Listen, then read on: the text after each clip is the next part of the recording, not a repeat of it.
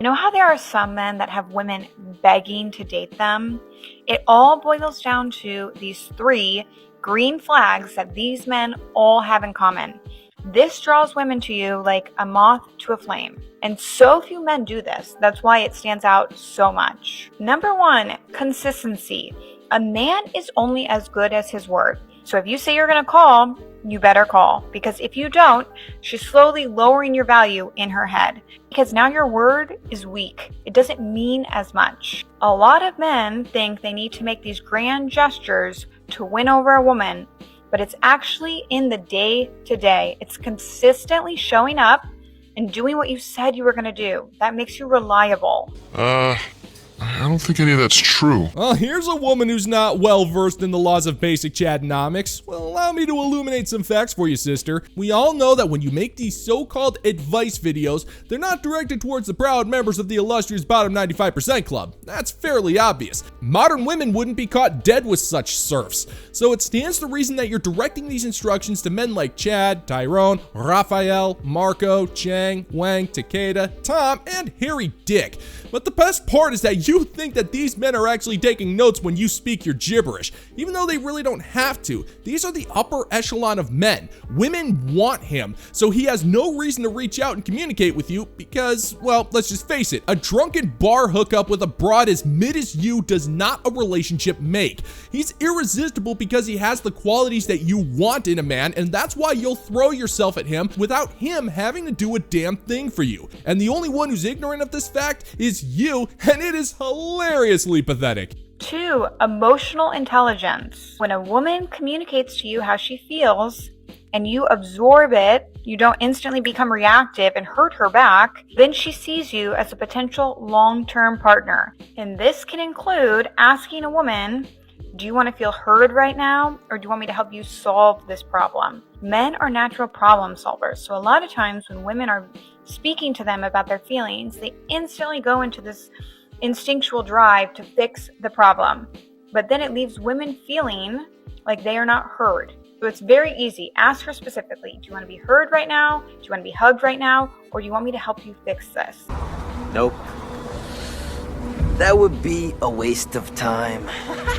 Yeah, nice try there, sweetheart. Men are not going to do that either. It's your classic bear trap. The second a man asks that incredibly stupid question, that's when the knives come out. In the eyes of a modern woman, a man is just supposed to intrinsically know what he's supposed to fix, when he's supposed to sit, and when he's supposed to microwave you a can of cake frosting and serve that up with your favorite box of tampons. And even if that man does somehow magically get all of that right, you're still going to view that as unmasculine and find an excuse to resent him for being weak, even though he did the right thing the exact right way. What you're effectively doing is setting this man up for a spousal Kobayashi Maru. It's a no-win scenario where he gets relentlessly punished because you want sympathy. If you're going to gripe and use a man as an emotional punching bag, you're going to have to tell him what you want him to do, and refrain from complaining about the mental load that's seeping out of your ear holes. And 3, having clear intentions. When you sit across from a woman on a date and you know what you want, this is so sexy. A man who doesn't know what he wants, his goals for the future are very wishy-washy, his plan for the future, he doesn't really know. That's not a hot energy. That's not a man as a woman that I want to lead my life. A masculine man knows what he wants and he's working in the direction towards his goal. That is the sexy energy. Bullshit! You know, you might have been right if we were living in any other time that wasn't right here and right now. You see, you do not want a man with goals. You claim that you do, and you try to convince yourself that's what you want, but what you're really looking for is a man with accomplished goals. You don't want the man who's working towards something. You want the man who's already gotten the work done. The high salary, the chiseled physique, the thriving business with the really cool apartment. And the only thing you want more than a man like that is to be able to take credit after he's already done the work. You want the opportunity to be able to say that dumbass quote about being behind a successful man, there's always a better woman behind him. You're more concerned about bragging than you are about being a halfway decent person, but you're never going to find a man like that. And that's because those types of men have the pick of the litter when it comes to women. He's gonna find broads like you resistible. And trust me on this one, sister, your advice is pretty worthless to a guy like him. I know it, your family knows it, dogs know it. Tell y'all one thing. There ain't nothing more satisfying than being in a male-dominated trade. I'm a machinist, for those that are new and don't know. Ooh. Drop that right on the center console. But there is nothing more satisfying than being in a male-dominated trade and being a mechanic on the side. I gotta pull my tractor in the shop this weekend and work on it. But there's just something satisfying about going and getting a fresh set of nails and walking my redneck ass out here to this old Ford truck and getting in it. I mean, what? I ain't had them done in a minute. Talking about feeling good and treating myself. It's Friday, baby. Shit. 2 o'clock. Ain't even had a beer yet. About to change that, though. Congratulations! Well, I can think of at least something that's more satisfying than a female mechanic who brags about fixing tractors. Mainly sitting on the front porch with some sipping bourbon with a shotgun while making sure the foxes stay out of the hen house again. Maybe a little duck hunting on the side there. Oh, there's also getting one of them fancy meals over at the Applebee's off of Rural Route 5. I'm rather particular to their fajita skillets, but the doctor says I need to watch my salt intake. But I find myself having some difficulties in that regard because I do love the salt, but not nearly as much as I love the fine members of the Bounty Board over on Patreon for their continued support as I get content out every single day to all of you fine people on the internet superhighway. And I just want to say that your support fills me with joy, and I just want to give you a good old-fashioned all hail. And if you're interested in supporting the channel, check out the Bounty Board over on Patreon, where $5 a month gets you access to exclusive content you're not going to find on YouTube. I'll leave the link in the pinned comment down below for you. If you want to know how crazy my brain is, I'm going to tell you this story about my situationship. This is a situationship from Hinge, and it lasted all of 2.5 weeks. We went on one date. We both kind of like mutually ghosted each other. It kind of fizzled out. And then one random day, one of us texted the other, I don't even know, it's about something funny. And we were like, oh my God, why don't we hang out again? So then we hang out and we're both like, wait, we don't want anything serious. And so we kind of decide, okay, it's going to be like a mutually non-exclusive, like low commitment situationship with no strings. Best thing ever, okay? Stay with me. Are you sure? Oh sure, this sounds like the best thing ever. I mean, here you are with a man that you are clearly attracted to the point where you want him playing with your oozing scum-chasm of unnatural leakages, and you somehow think this is going to end well for you. We all know that situationships are doomed to fail the second they begin. They seldom ever go anywhere, and when they do, it typically ends in spectacular failure. I mean, we see this crap all the time. Modern women love to either brag, complain, or regret their situationships, and typically speaking, we usually hear about all three in the same video, oftentimes in the same sentence.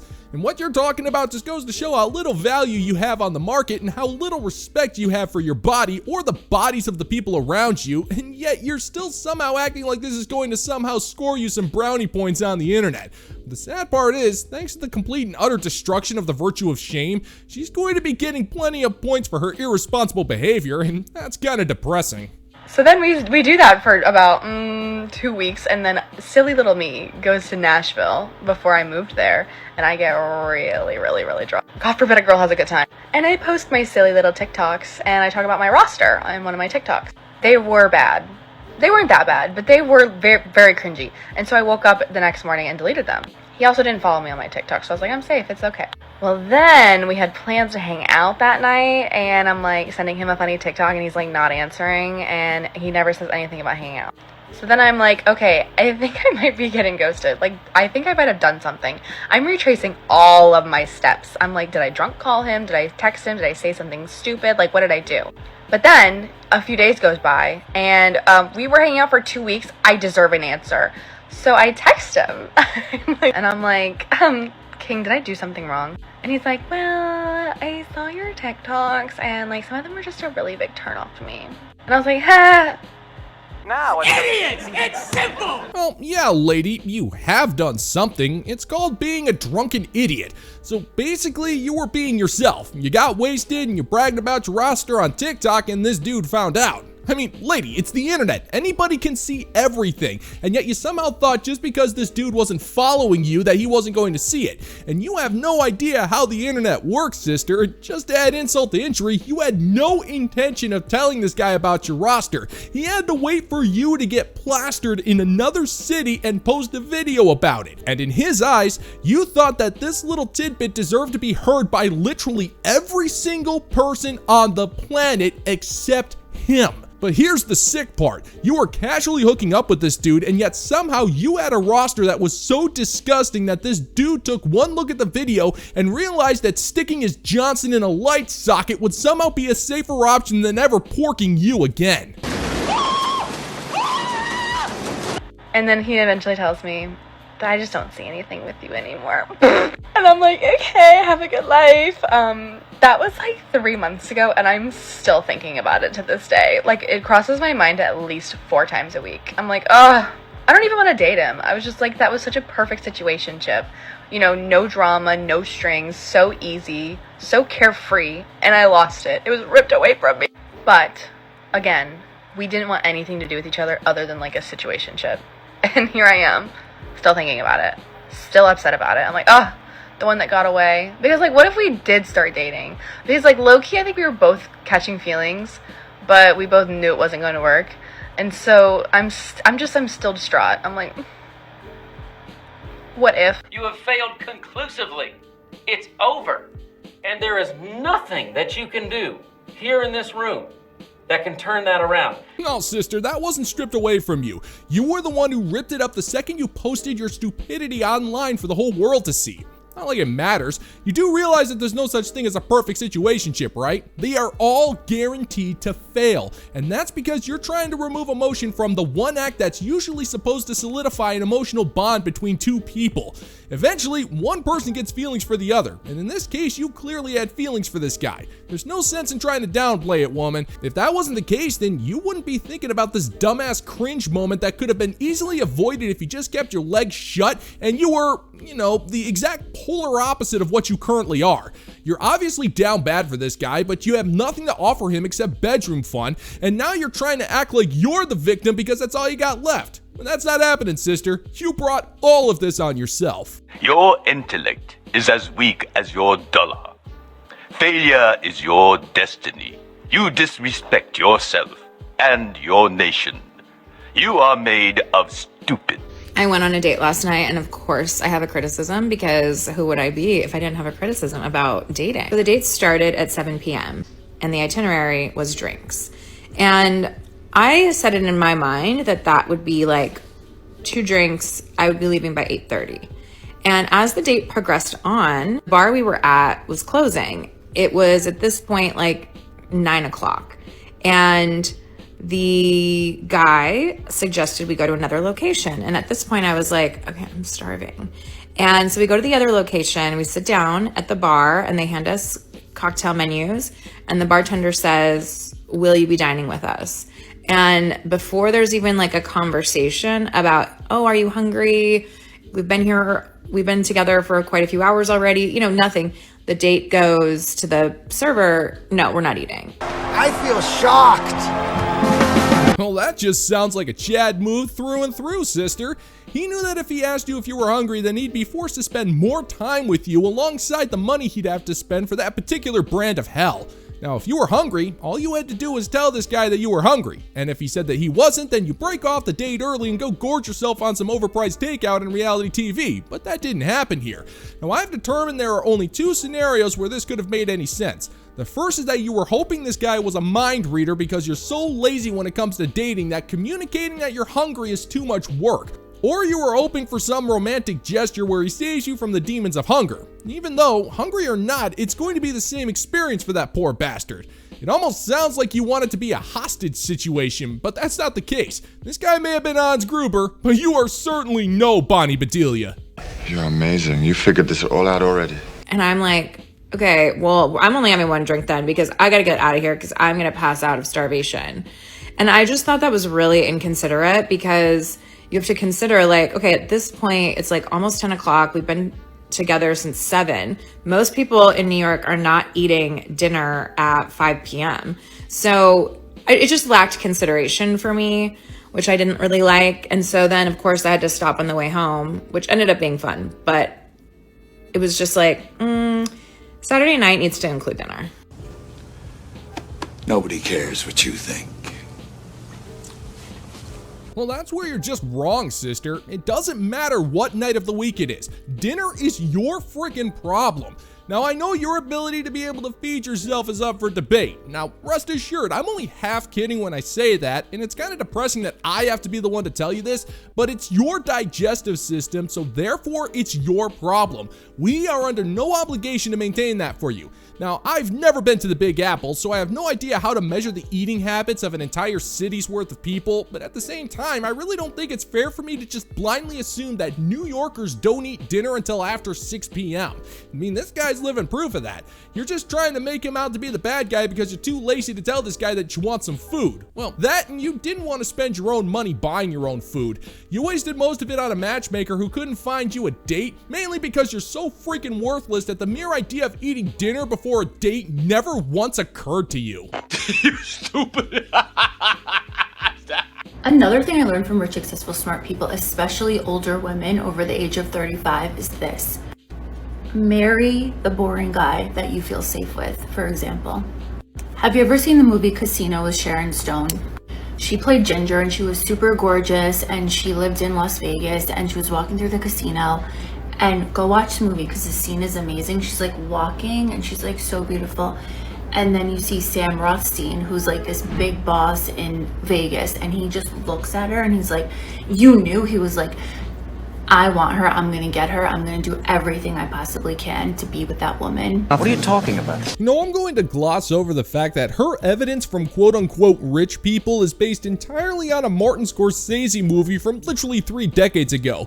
But if you're going to try to use this flick to prove your point, then you need to get some facts straight before talking. First off, Sharon Stone wasn't just walking through the casino, she was literally stealing from high rollers at a craps table. And when she got caught, she used a casino riot by taking the dude's chips and throwing them into the air to make a scene as people scrambled to take his money so she could get away scot-free. And right from the get-go, 8th Rothstein knew that Ginger was bad news from the start, and yet he didn't care. So if anything, this movie proves one solid point, and that one point is men, regardless of status, should never simp for a woman.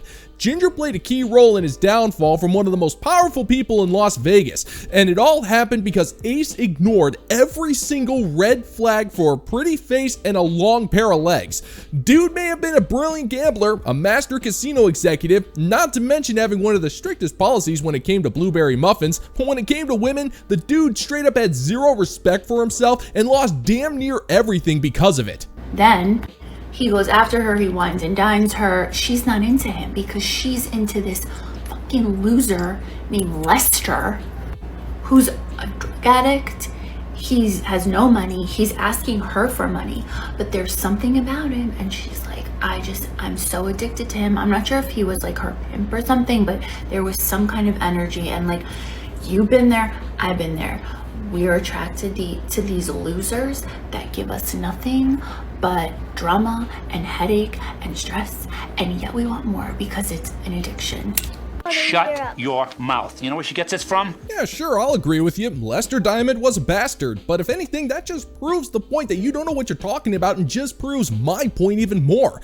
Ace tried to be a tough guy when he talked to Lester, and even had his mob buddies beat the guy into a bloody pulp in front of her in a parking lot in broad freaking daylight, and it did not matter. Ginger had no problem disrespecting Ace because Ace was a bladder full of hot air when it came to their marriage. He kept giving her chance after chance, and he was a massive simp because of it. But that doesn't change the fact that Ginger was a horrible person from the get-go, and yet you're trying to make her seem like the sympathetic one because she couldn't appreciate what she had and just was addicted to the wrong guy. But that's because when you're married to a simp, all you want is excitement that's fueled by an overwhelming desire to want to destroy the man that simps for you. I mean, we see it all the freaking time. Husbands who simp for their wives are constantly being humiliated, embarrassed, disrespected, disrespected and freaking bullied, and she'll justify it by saying that her simp husband is responsible for ruining her life. And we see it with Ginger's drug abuse, her violent outbursts, not to mention her cheating on him with Ace's psychotic best friend.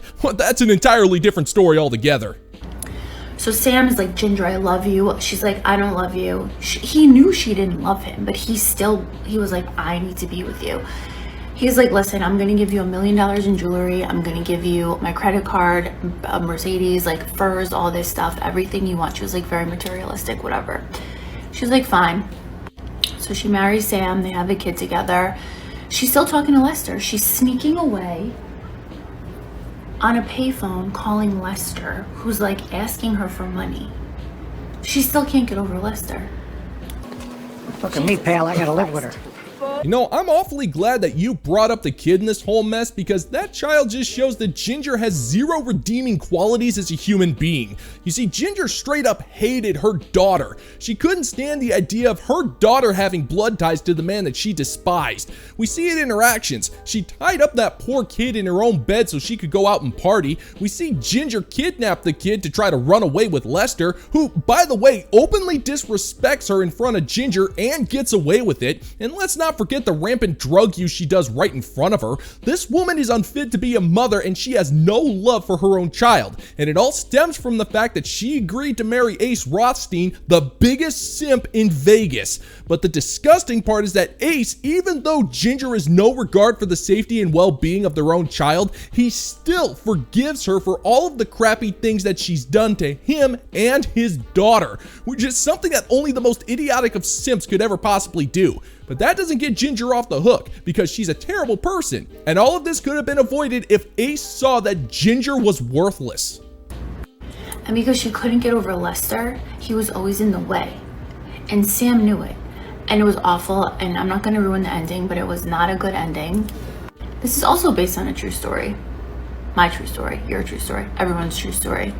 Point of the story is, would you rather have the stress and excitement, or would you rather have stability and a boring life? Like, I still don't know. I'm telling you what to do, but I'm still like, should I just be single forever? I don't know. Another thing I learned from rich, successful, smart people, especially older women. Ginger's mission in life was money. Well, don't worry, sister. I have no problem spoiling a movie from 30 years ago. Ginger ended up losing everything and got involved with some bikers who injected her with an overdose of speedballs. And it's implied that she was taken out because of her threats to go to the FBI with information regarding Ace's ties to the mafia and their casino scams. But that was all because she couldn't respect the man who gave her the boring life with the stability.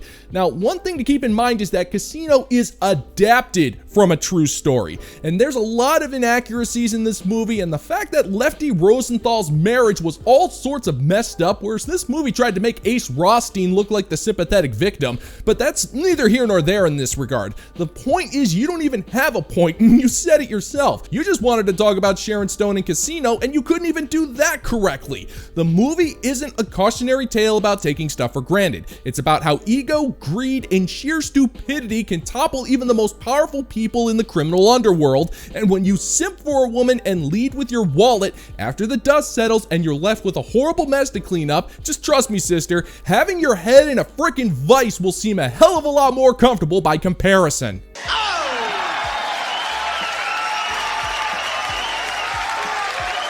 And that's gonna do it for today's video, gentlemen and gents. And as always, if you find that my particular brand of comedy is bringing you to the brink of laughter, then why don't you scroll on down and click that like and subscribe button, ring the notification bell, leave a couple of comments, and be sure to share this video so we can give the good old-fashioned middle finger to the YouTube algorithm.